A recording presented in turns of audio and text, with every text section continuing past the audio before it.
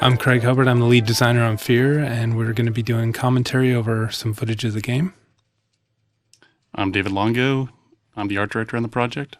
Hey, my name is Chris Hewitt. I'm the producer. My name is Kevin Steffens, and I am the technical director at Monolith Productions. I'm John Mulkey. I'm the lead level designer on F.E.A.R. I remember this music was something that was placeholder, and we just fell in love with. Mm-hmm. Yeah, this was originally intended for the end of the game, but I moved it to the beginning. The eye is a thematic element that you'll find out about when you play the game. As well as killing lots of bad guys. That's another theme. So this opening cinematic kind of gives you a little window into the backstory of what happens right before the game begins.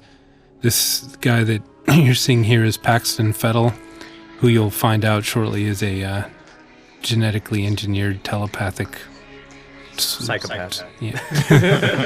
He's a psychic commander who can lead a squad of soldiers telepathically.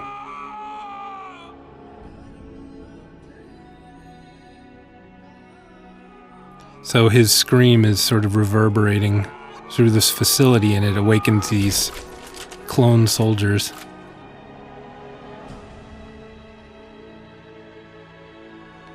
And a mutiny ensues. That character's interesting, the way the components have all come together. Fettel. Yeah.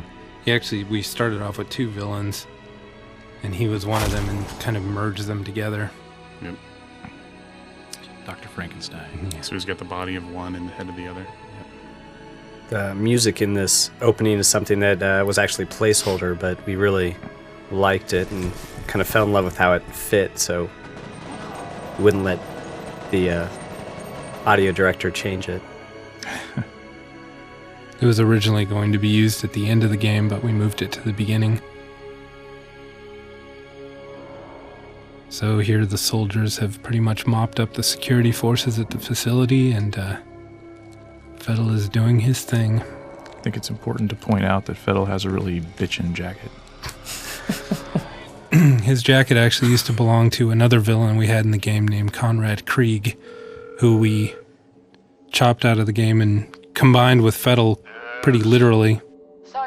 We were very nervous about this scene being completely black, and I think it actually worked really well. They isolated the conversation and the great acting that the voice actors did. I spent a lot of time on the timing of these titles to get it so it didn't feel too dead. So this briefing was inserted after we did some initial playtesting on the opening part of the game and found that players didn't really understand exactly what had happened, so we wanted to put it in a little more context. What's his story? It's actually a good example of some of the technology with the videos playing in the background. There's like about 8 different videos playing. Top secret, of course. It also is a way to introduce F.E.A.R as an organization and kind of give you an idea of who you're working with and what your team does. A full battalion of them, highly trained and heavily armed. The team kind of changed over the course of the project, too. What are we supposed to do against 1,000 super We originally had another demolitions expert, and I think each team member had a unique sort of skill, but you changed that over time just to simplify the storytelling, the gameplay. Yeah, once we had given them each some sort of ability, we really needed to see it used in the game, and it just sort of put a lot of requirements on us in terms of what types of scenes we would have to support it, and we just preferred to put our time into stuff that's more about the player. The guy on the left is modeled after one of the Monolith employees. His head, that is. All right, let's get to work.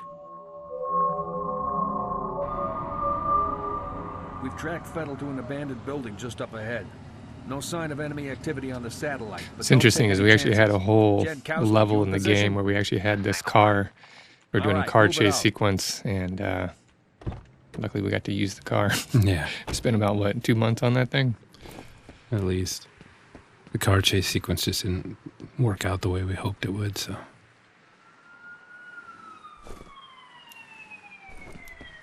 This area is an area that helps really present that big open city kind of concept.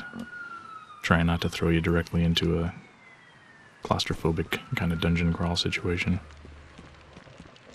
We also wanted to introduce some of the gameplay concepts in a relatively low-risk environment, so we use it as a mixture of a training level and also a means of establishing the mood of the game and some of the backstory.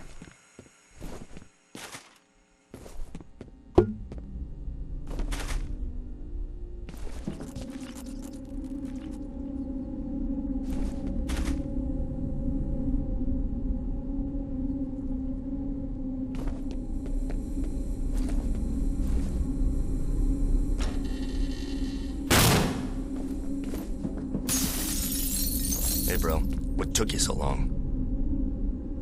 Try to find a way around.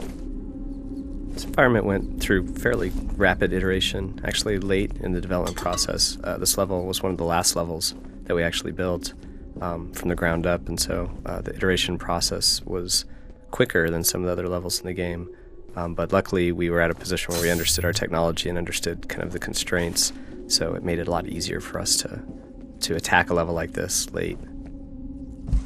We also had a lot of content at this point that we could evaluate what type of environment we could build relatively rapidly, and also one that you wouldn't be seeing again for a while in the game, so avoid a feeling of repetition.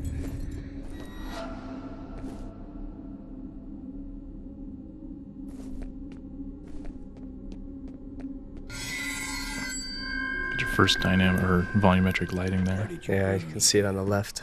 Nice. We used to have Alma walking past the doorway there. The character we had there, I think, works a little better. Yeah, it works a lot better with F.E.A.R, I think, this whole level. I really like that sequence of the door slamming in your face baby. for some reason. Yeah. Baby crying is scary. Yeah. Yeah. I like the physics, too, on the paint cans in the chair. The disturbances of the poltergeist activity. Yeah, don't know quite what's going on. This is a little bit of a challenge setting it up because it had initially kind of a haunted house feel because there were events in every single room, so spreading them out a little more improved the pacing. Yeah. Yeah, You want to be careful. You know, it's easy to fall into that rhythm. Yeah, where it becomes predictable. Yeah. You walk in and you're expecting, okay, what's going to happen? Come on. This was another situation where we Go! decided to mess with the player's expectations a little bit. Yeah, we start to blur the lines here of what's real and what's not. Originally, we had mapped out a much more sort of conventional scene where you guys both bust into the room together and find the body, but just for pacing, it felt a lot better to get rid of Jankowski and put you in this hallucination. This is the first victim of F.E.A.R, isn't it? You up here. Well, technically the second, but the first one that you find. We see in the game, yeah. Just leftovers. The transmitter signal's coming from nearby. It's gotta be around there somewhere. I'll wait here for Jin. You take a look around.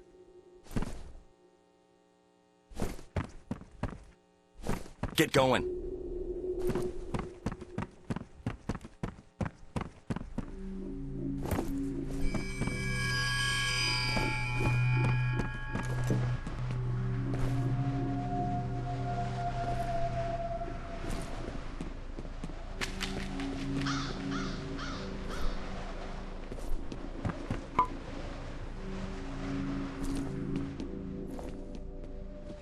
Another area that evolved quite a bit in the later stages of the project. A lot of the outside foliage and buildings.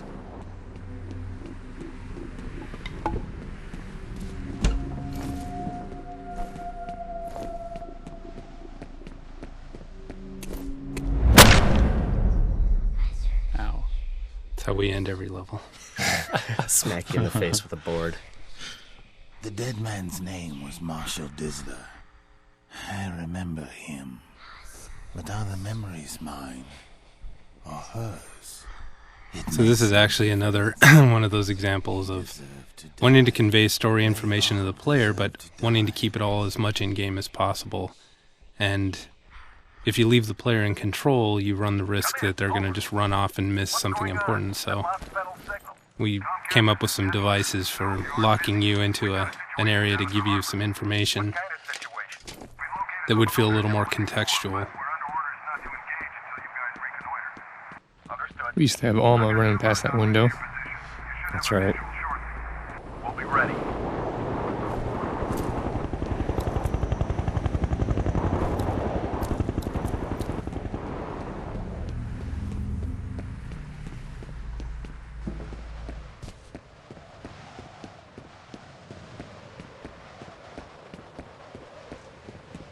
What do you think of the new point, man?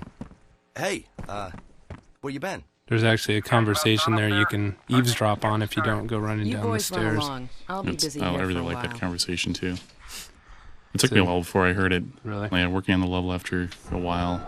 At one point I just stopped up at the top of the stairs and finally heard it. And it was cool. Come on, make a push.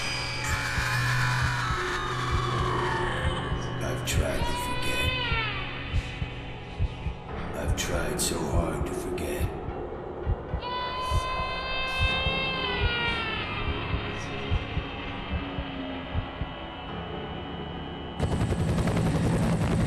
These men are special attachments to our unit for the duration of this op. They will be on point. Their mission is to assess the nature of the threat. Our job is to keep them alive. Holiday actually used to be part of the F.E.A.R. team, but we didn't have enough for him to do as part of the team, so we made him a Delta Force guy who could just show up periodically without needing a lot of explanation for it. When he was part of the F.E.A.R. team, you needed to know where he was at any given moment and why he wasn't there with you. Was he still the demolition guy back then? Yeah, he was the demolition guy. Quite a few iterations on the water. Started with something that was a lot more complex, but didn't look as good.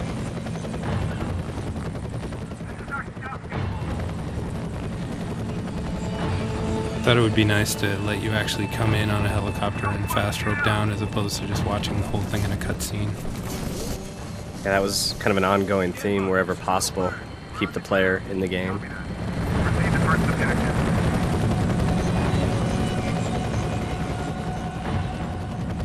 Since you're on point, see if you can get this gate open.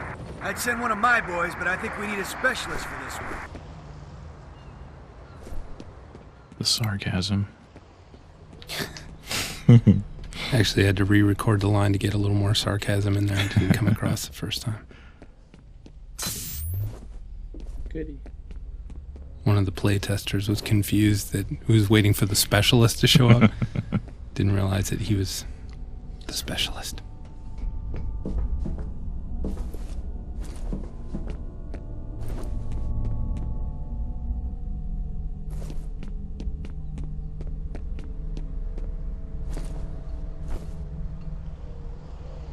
If you want to, you can beat on those boxes all day long and they'll move around.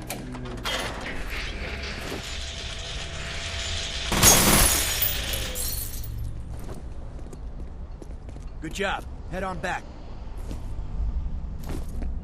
What do you think the chance is they'll still be doing okay when you get down there? I'm sure everything will be fine.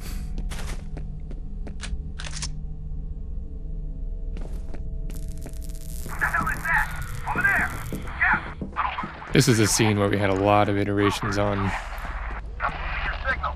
If you can hear me, rendezvous with Jankowski. I really like the vision that he ended up putting in there.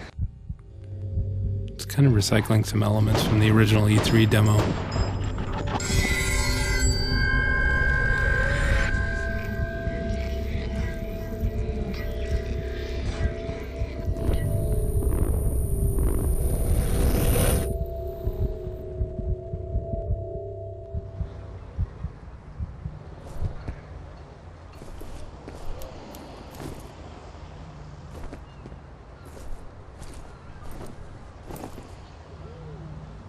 It was a fairly late addition too. Was the effect of having the. Early on, we had the bodies basically just kind of turn into piñatas and explode. With candy. Well, the skeletons were always on my wish list because I just find skeletons a little disturbing when they got blood and meat on them. This one is a big challenge for us, trying to introduce the enemies for the very first time. It's amazing how many playtesters don't realize that they're bad, even watching them shoot an innocent bystander. had a lot of different soldier types, good guys and bad guys, and so it was important for people to understand which ones are the ones that I should shoot at.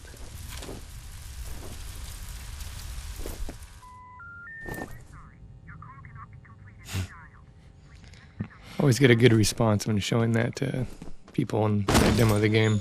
Just those little things add so much.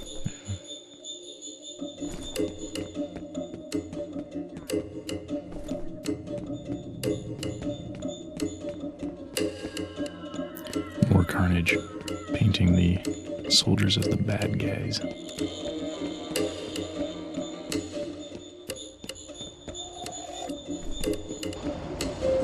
This actually used to be the first level in the game, but we didn't want to start off in a warehouse, so we moved to the second level. Just to extend the minutes to create. Seconds to create. Seconds. Yeah.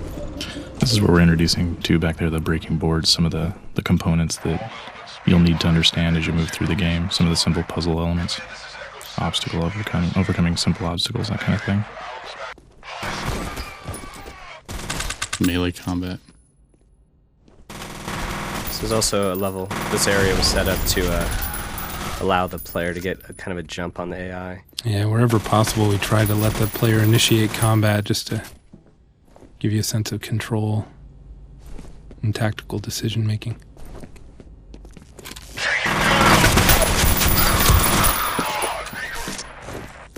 There's a lot of navigational options open to the AI in this level too, which is nice. Get that sense of an open environment to fight in.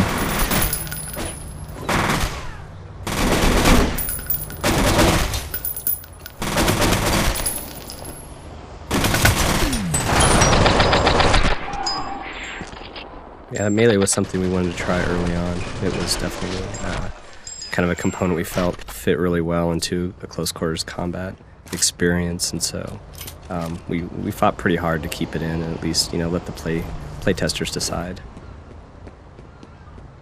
It was a major engineering time sink putting that feature in. I think we had Russ working on just having the player body be able to be seen. It took about 3 months at least. Yeah. Just with all the animation issues. Yeah, definitely added a lot of challenges on the 3D side. Yeah. I mean, the whole core of our game is obviously the shooting aspect, and when you fundamentally change that, it's a pretty big task.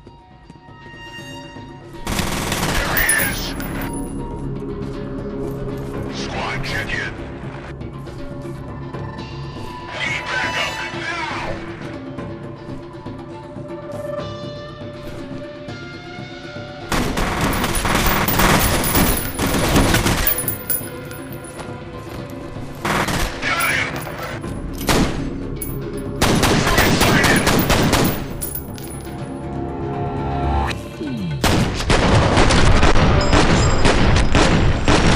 Slow-mo was also another feature that originally we weren't sure if we were going to be able to do it.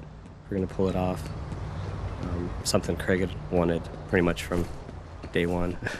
From day one of Nulf 2. Yeah, for a long time.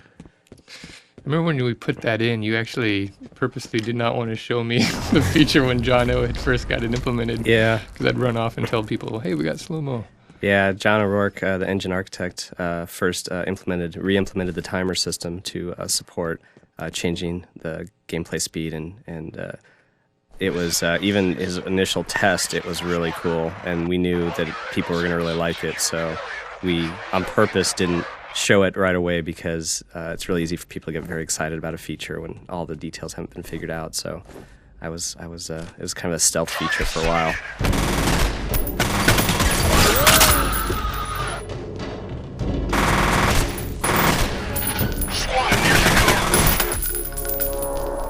Oh, he was limping. Yeah.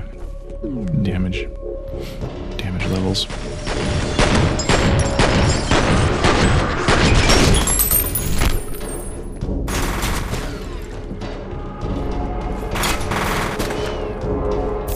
That was one of the fun parts, coming up with how much stuff can we put in the environment that's going to be destructible and bounce around when shot.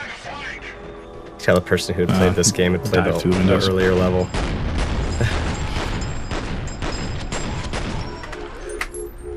They're looking for a med kit that we moved.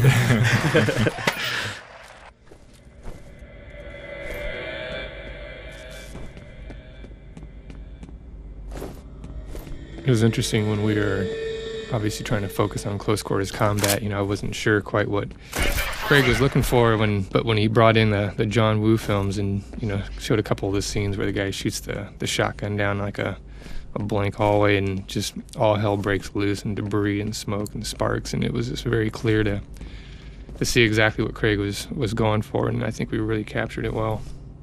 I think one of my favorite effects is when you shoot these boxes and the paper is floating in the air, and just how it all lingers and fills the area. Makes it feel very chaotic. Yeah, I like it on all the different materials. And when we're going through the levels, we were looking at if an area has a lot of stone, we try to add in some wood or something that'll give paper debris so you're not just seeing the same thing over and over again. Just get that variety of chaos and crap in the air. Really trying to make it all larger than life, too, so that it feels like an action movie and not like CNN footage. Yeah, from the very beginning, the Matrix 1 lobby scene with Neo and Trinity, where they shoot up the lobby, that was kind of our poster child. Yeah, that was the bar we were aiming for. I remember when I was telling the story in the interview about the sparks and how when we got it in there, to me it just seemed way too over the top, even though I felt like we needed obviously that type of destruction and eye candy, but just a couple of days later, you just couldn't get enough of it, and Wes really did a great job. Wes Salisbury. There's a lot of finessing that went on, too. A lot of very subtle things. I think that we kept the same number, but, we shrank them a little bit. There were some sparks that felt more like fireworks that would spin around. Yep. And, we still have those. Yeah, it's great. They happen. It's the frequency. Rare. There was a lot of just massaging the numbers a little bit. Mm-hmm. I remember when we set up that demo, we weren't sure if we were going to be able to...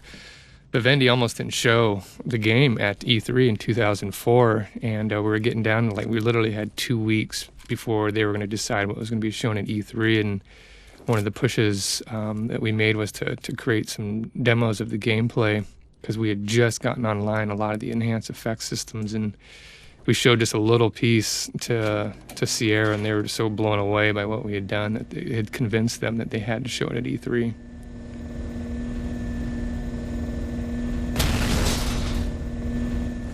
You had mentioned the effects and how quickly you become acclimated to it and you have those expectations. The Melee was really one of those that I latched onto, because I would be playing a different game, that someone else had made, and I really found myself missing that component. I'd run up on an enemy in another game and try to leap and kick him. Try to just take him out, and it just felt so empty, by comparison. I do that with the slow-mo as well. Yeah. It really sells, drives it home that it's a good addition. It's something that really you latch onto. I think the whole kind of lighting environment and the player body is one of those things that has that effect on me too, looking down and being able to see your legs and seeing your shadow. Matching up with the animations. Everything matching and the lighting matching on the models and on the world. And that's something where, a lot of games that have kind of mixed renders, I have a hard time when, the model stands out. It's like the old point-and-click adventure games where you know exactly what's going to move and what's not. Yeah.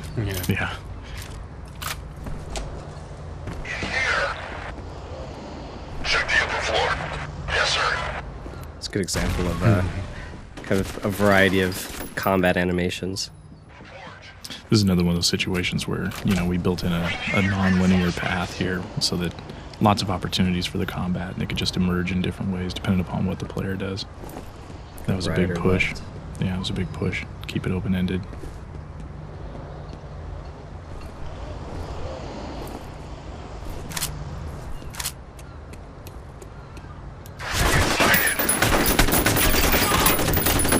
So how'd you set the AI up in here, John?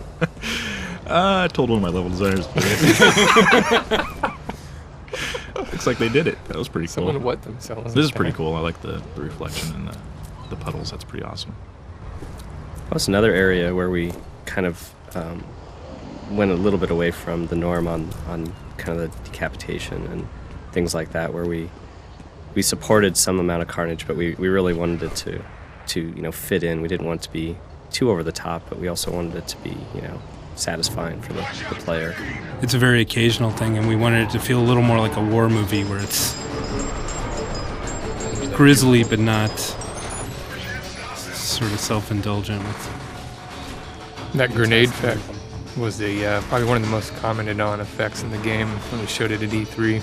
And it was just interesting how we actually almost pulled it out because we thought it maybe had been just too unrealistic.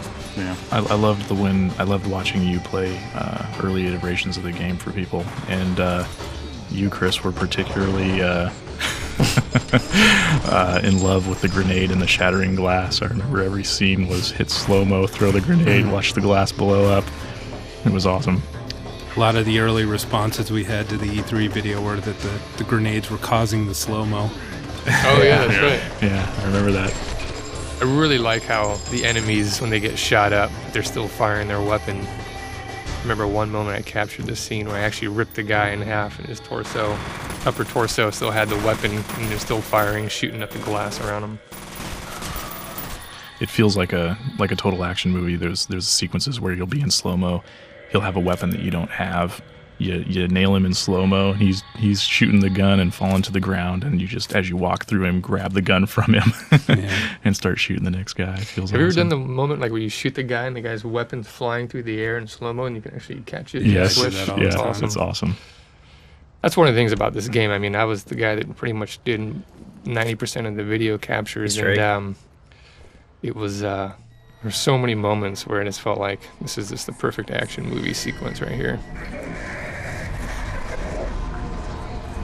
I mean, we play this game. I mean, I'm wondering how many hours I've played this thing, like 300 hours, and you still get impressed by some of this. I had a cool sequence the other day. I came into a room and there was a conference room table, and there was a guy on the near side of the table and a guy on the far side of the table, and I went into slow motion and did a triple kick, and I nailed the guy on the near side and basically rode his body across the conference room table, and then nailed the other guy on the other side and took him out. It was an awesome moment. Body surfing. Yep. This scene changed quite a bit. There's a lot of iterations on this scene. Jankowski used to die here. Yeah, he was actually pinned up on that wall, crucifix style, with some beams. I thought it would be a lot more interesting if you don't know what's happened to him, and if we can sort of keep some suspense about that. Where are we going? We're exploring. You found the secret, and it's all for naught. You've got something sitting right there. I like this really strong plastic wrap that kept all those boxes perfectly assembled.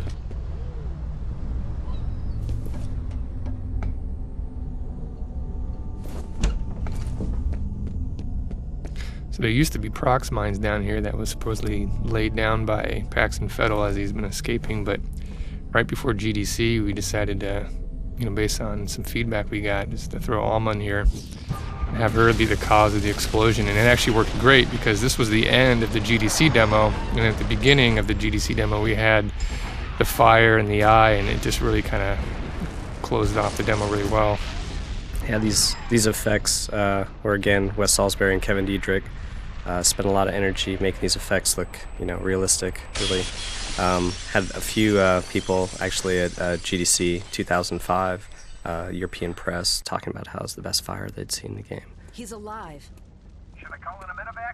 He doesn't appear to be injured. Jin's gone through a lot of iterations too. Yeah. She used to be a sniper, but in order for her to really be a sniper, she has to do some sniping, and we just didn't have opportunities in the game to really make that work. So she's got the padding on her forearms for being able to crawl down and to get a good stable position for sniping. The trigger finger is red. You're lucky to be alive. Thanks, chum. That's a guy I like to try to kill for some reason every time I play this level. He's just standing there. He's asking for it. Aren't they all? There is an interesting bug where when you're on the ground and Jin's talking to you, if you move the mouse, the soldier next to her, his head would shake because he was trying to watch you where you're looking. It was really funny. He could make him look like he had some kind of strange, sickness or something. I think for this game, dock workers are the new scientist. Yeah. These guys hate the dock workers. In there, yeah. Tormented by the bad guys. My people are right in the middle of it. I hear you. I wish I was calling the shot. Is it the same bad guys? Looks that way. I'm a little short on detail. I guess this ain't a covert op anymore. It was nice going to the system we used for this this project. We went to an actual metric system in our editor.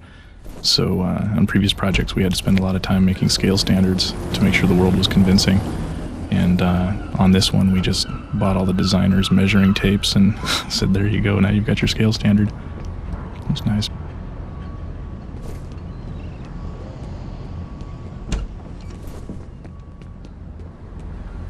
So this is a part in the game where we've kind of gone back and forth on whether to keep it or not.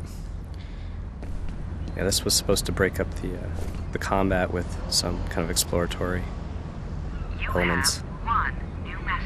Here's another one of our storytelling devices that we use, which is these phones where you can hear voicemail messages. Which are the phones we have here at Monolith. Yeah. Yeah, these phones are exactly like the ones on our desks. And actually the woman who does the voice acting for the voice message actually does that. She's a voice actress, but she also does voicemail voice acting, so she may be the actual voice of the people on our phone system. The lengths we go to for realism. Exactly.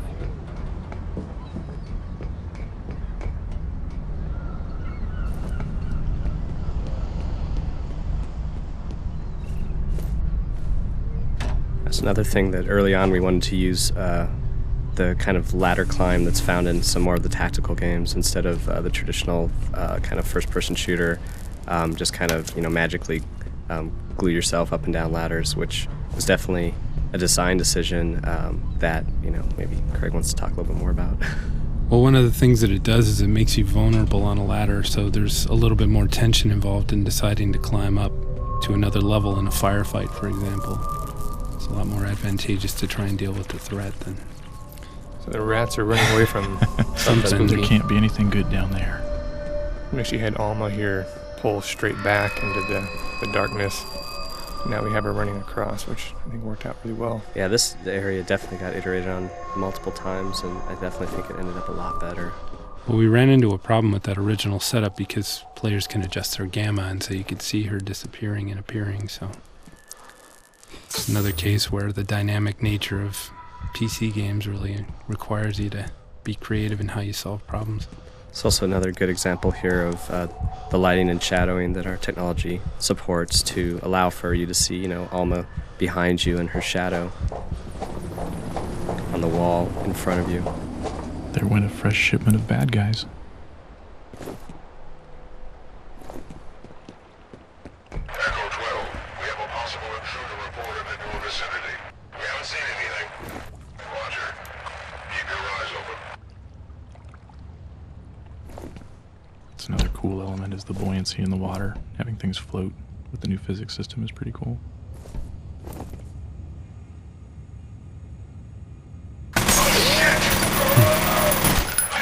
That's what I usually say when somebody shoots me in the head. Sure. That's another good example of kind of a different direction we went with the enemies. A little bit more realistic reactions to being shot at. That guy there got shot and fell on his ass and then had to get back up. I loved that addition of being able to shoot some guys and have them recoil. Yeah, that is all our names, isn't it? You're at the top, Kevin. I know. It's because I complain to the world artists. So they finally put me in the game after about a year of complaining about it. It's fun to listen to you complain. Yeah, that's what I realized after a while. They want me to complain, so... And they got sick of it and they put you in the game a couple times. Yeah. On the generator. This room is kind of interesting because this room was actually built really, really early in the prototyping phases. And we were putting down the combat sequences through here, putting them together, and ended up pulling this out of the archive and reworking it a little bit and dressing it up, and I think it works out pretty well for a combat scenario.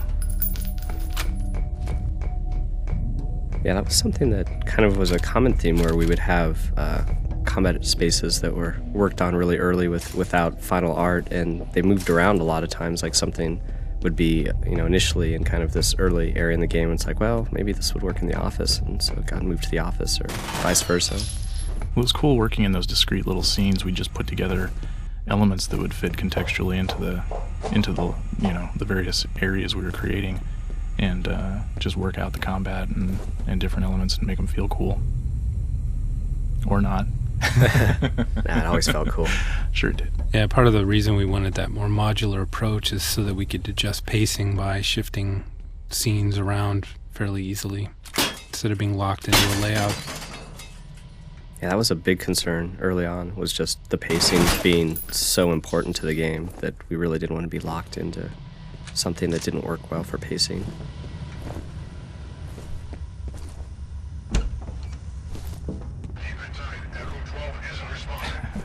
This is one of those rooms where we thought it was pretty fun to fight here. We thought it was pretty cool. We had a lot of performance concerns for this space, and it ended up going through a lot of iterations. I think it turned out pretty nice, though. Well, actually, speaking of the modular approach, this is also a room that at various points you've entered from at least 3 different directions. That's true.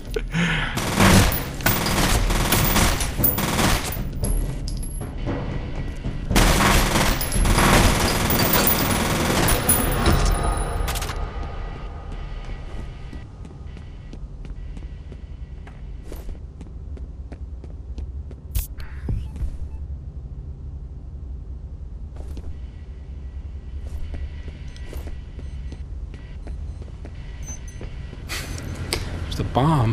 Chris has to take his crazy pills right now.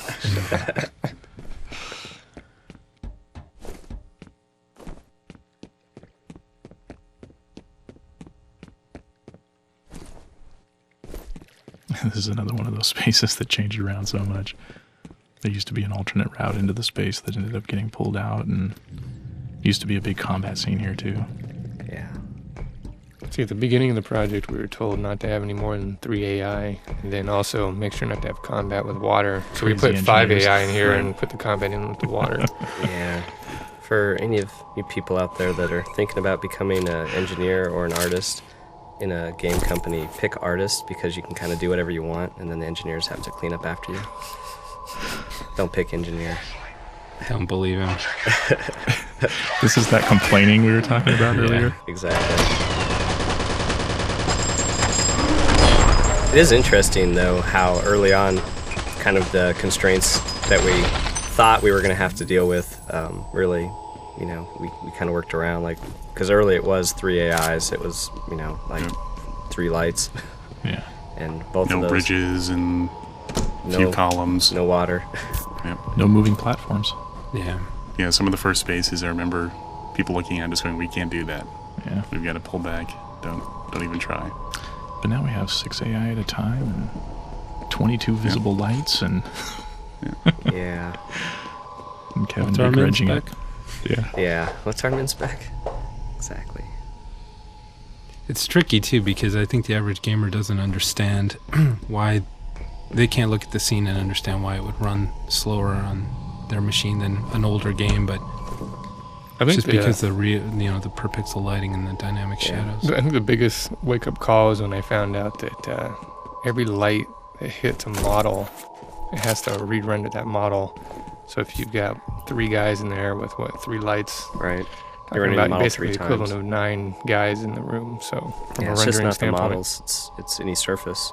It's for every light that hits a surface, it has to re-render that surface, and depending on how expensive it is to render the surface, it can add up quite quickly. That's one of the reasons why resolution is such a big performance drain too. Is higher resolutions, there's more pixels, so you're rendering more pixels more times, and it slows down the frame rate quite a bit. That laptop was another example of a storytelling device where you can activate it, upload some data, and then There's your David. coordinator. Hey, there's David on the left. Yeah, there he is. And there's I've been Andy working Grant. Andy Grant. Yeah. Good luck in New York, Andy.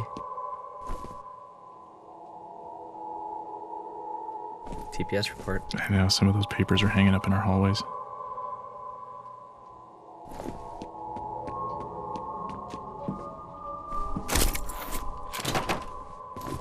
yummy grenades.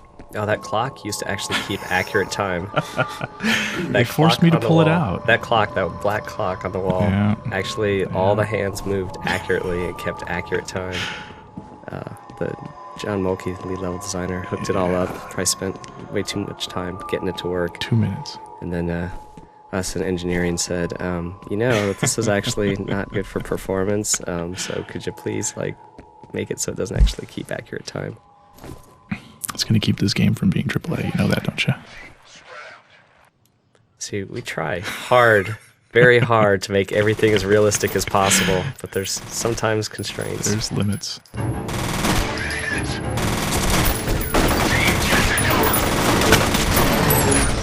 So here's an example of a space that we inserted for pacing reasons because we felt you'd been inside for quite a while in tighter, more closed-in areas, so getting you out into under the sky was a nice change of pace. Originally, when you went out into the space, it was from the other side, too. But compositionally, it just looks a lot better entering where you do now. This is actually one of my favorite combat spaces. I've probably played this space 30 times, and combat's different every time, and it's always satisfying. There used to be a big air conditioning thing up on the wall there that you could shoot and knock onto a guy, but we couldn't convey it to the player well enough, so we just pulled it.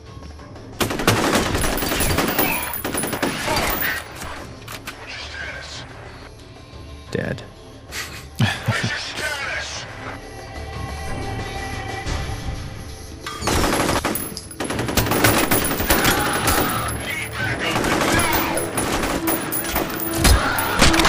There we go. That hurt. There's an example of a good rifle butt. Yep. The body impact effects was something that I really liked. There was a lot of sequences early on where you'd shoot a guy and throw him off a balcony and he would fall to the floor below. And Kevin hooked it up for the big bloody print impacts and just Oh well, no, Brad feels Pendleton, tasty. lead engineer, actually made that work. Brad did that? I prototyped it, but he's the one that actually made it shippable. So That's another cool thing too. Makes me giddy. The impact that looks like it recesses into the wall. Yeah. Displacement. The offset shader. Yeah, the offset shader for a lot of the bricks, I really think, pulls them out and makes them feel real.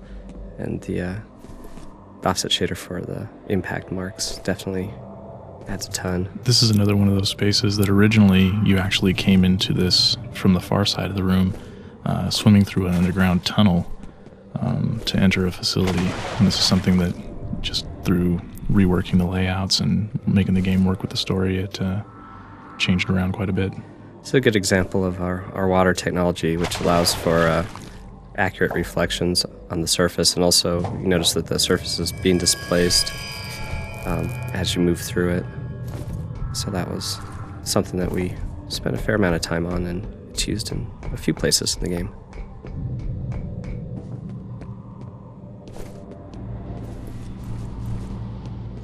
One of the challenging things about trying to incorporate these scary moments is, when we play the game hundreds of times and see them over and over again, we start to lose perspective of whether they're still scary or not. So there's been so many moments where we've been tempted to pull, and a lot of them probably have been pulled because of that. So we purposely kind of held back on putting some of those moments in just so we didn't get numb to them. Yeah. That was definitely a challenge for the first-person perspective, too. Craig talked about the cinematics and getting someone to get the story information. Those scary moments and different presentations of combat was a big challenge, just in trying to set up the composition so that the player was most likely to see the things that you wanted them to see. Went through a lot of iteration on different situations to accomplish that. And in our playtesting, it's guaranteed that somebody's going to miss a big chunk of stuff. I'm famous for always looking left. Anytime anything happens, I look left. Some of the level designers actually compensate for that by putting things to the left. Everything goes left. His life signs are a little unusual, but he's definitely alive. He's got to be around there somewhere. I'll keep looking. It's actually a really good example of the water, the buoyancy, reflection. Sploosh. The ripples from the player. Yep. Oh, this is cool dynamic lighting here, or fog. Yeah, volumetric lighting. Volumetric. Yeah, one of them words. You're a level designer. It's Yeah, okay. I don't understand these things. This is a moment that always gets a good response in the play tests. Yeah. Seeing the shadow of the guy. I always like to melee him here. Yeah. Yeah, everybody always approaches this guy differently. I like the shotgun through the window. Yeah. Slow-mo. I like the slide kick. Yeah.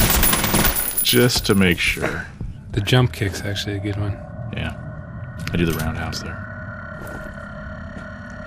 Double guns.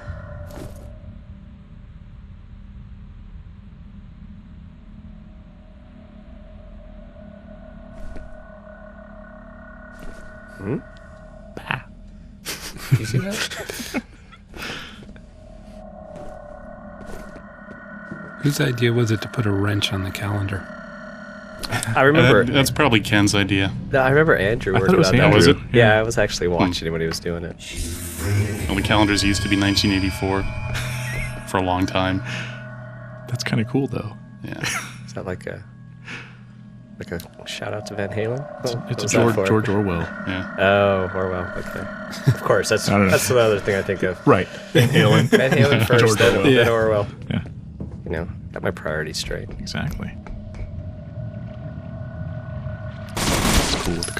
The caustics lighting is pretty sweet. Yeah, it's actually a video. Shh. We can tell our secrets. No, it's all good. I'm just kidding. More volumetric lighting. The feature that I was just wanting so badly. Good catch.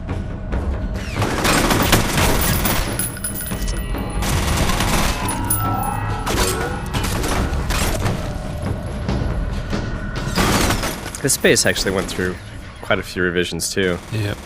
Originally, there was a pool down there. But combat and water again. Yeah. They don't mix. Yeah. Oh,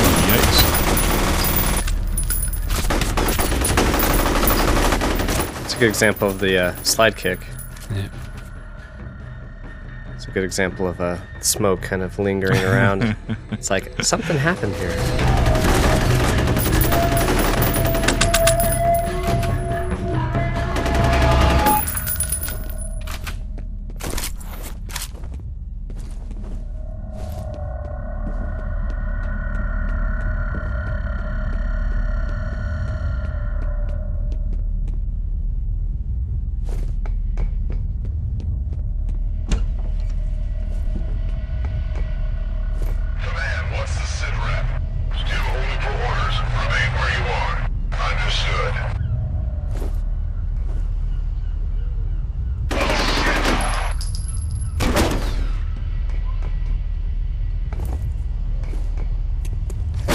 Definitely one of the biggest tactical challenges for the player up till this point in the game.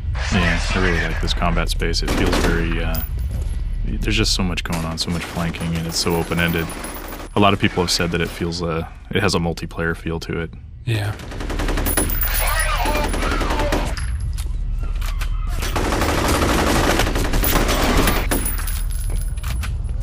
I'm impressed that we pulled it off. You know, it's a big area and lots of bad guys. All the guys. Performance is pretty good. This is one of those ones that went through a lot of lighting iterations. Leo De Bruin, one of our level designers, he went through and lit this most recently, and I think he did a great job. Yeah, he did. Really popping out the contrast and yet making it feel like it has an ambient to it. It's really nice. Did a great job on it. And it runs faster, which is great.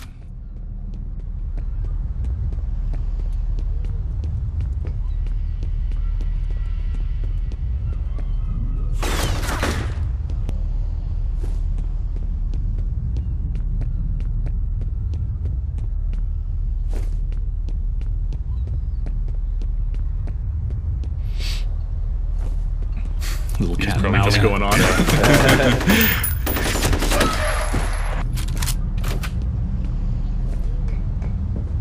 It's definitely a level that demonstrates the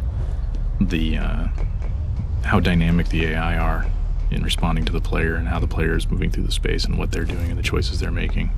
I would play it completely differently if you played it again. Catch. Nice. Oh, there goes a head. Yep.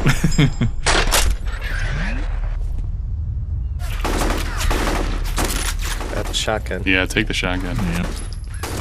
Shotgun, I think, is my favorite weapon. I love using the shotgun and melee as a combo. Shotgun, melee, and slow-mo. As a combo is just great.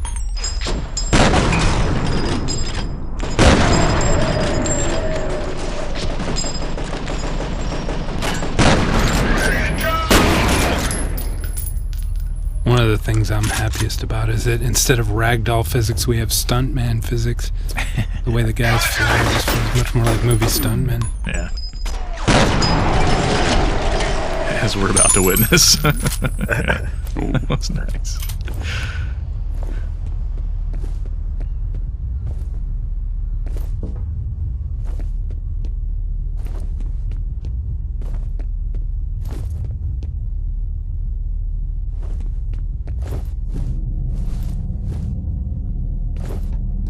According to police, an explosion that leveled a dockside warehouse this evening was most radio. likely the result of an industrial accident. No injuries. It's like one of the first props that was made, wasn't it, that radio? Yeah.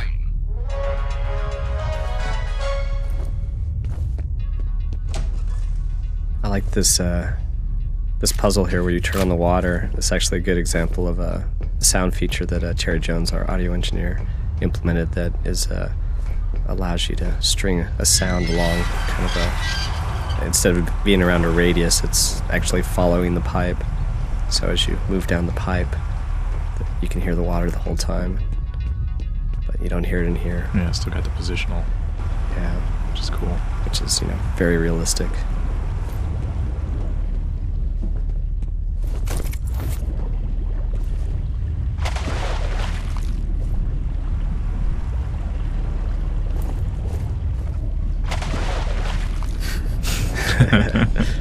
Oops.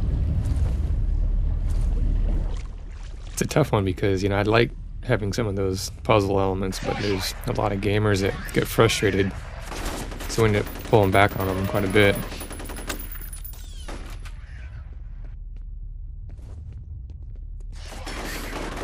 This is a good combat space as well. This is one of my favorites.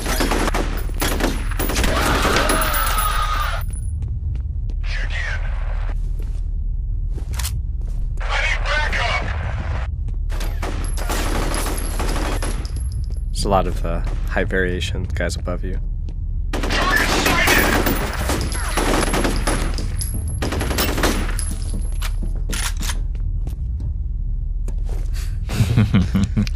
He's retreating.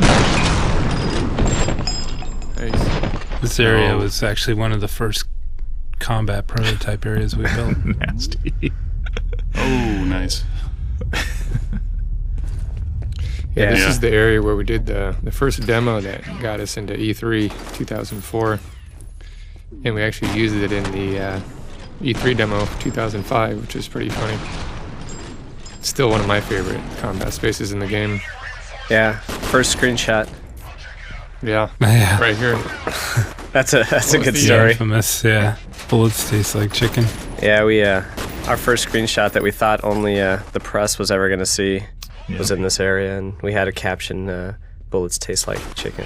Hope you're hungry. Hope you're hungry." Yeah, which is a total joke, but yeah, we didn't think that it would ever get out, but of course, It did. Foolish. Yeah. it happens. it was taken seriously. So, Yeah, but they really do taste like chicken. they do. That's my understanding. There's our pachinko boy.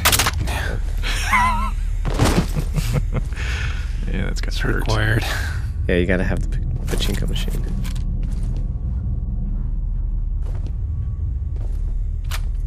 It's too quiet. Don't trust it.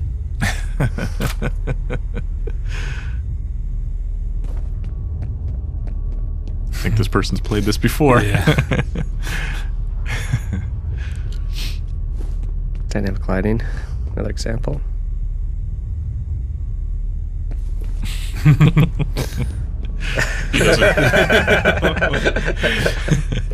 Some trepidation. He's just working his way up to it. What's he worried about?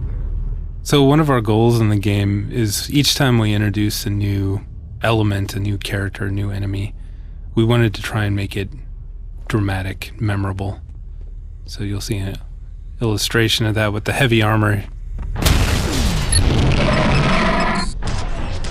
The situation right here really just highlights the whole core concept behind the game. Just full-on action movie action. Except for that part.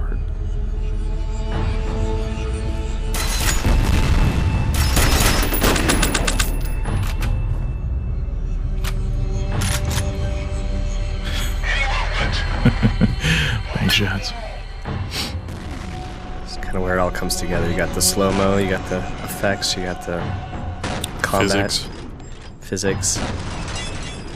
Smoke. Carnage. Yeah. And lots of blood. And that's pretty much all we have. I don't have any idea what the hell I'm supposed to say. Oh, man. That's why we're in the game development business, so we don't have to be on camera. Exactly.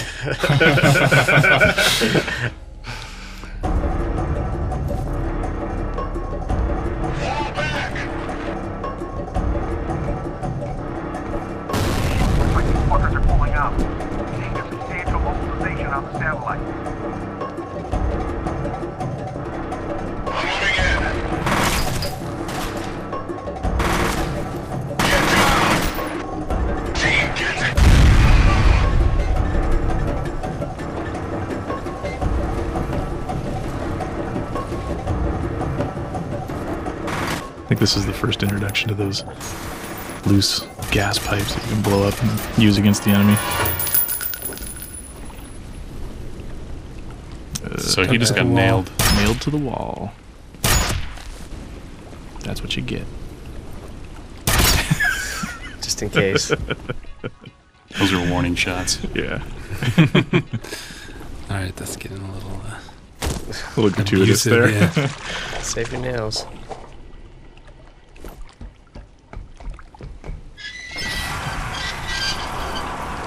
This area always reminds me of the the process that we use to build a lot of these spaces, but it's just to start off with a completely simplistic environment, totally gray materials on the walls, just to get the feel of the space and of how the game mechanics would work within it, and then to go back and detail it up.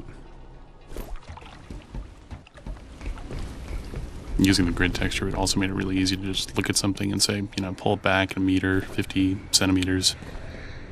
I think that was really, it was a great thing to work that way. You didn't get caught up in the details. You were able to just concentrate on the composition and what the play was going to be. This used to be a much longer cinematic, but I just distilled it down to this little snippet of the interrogation. Kind of an ongoing theme throughout the game, trying to kind of leave more to the player's imagination than spell it out for them.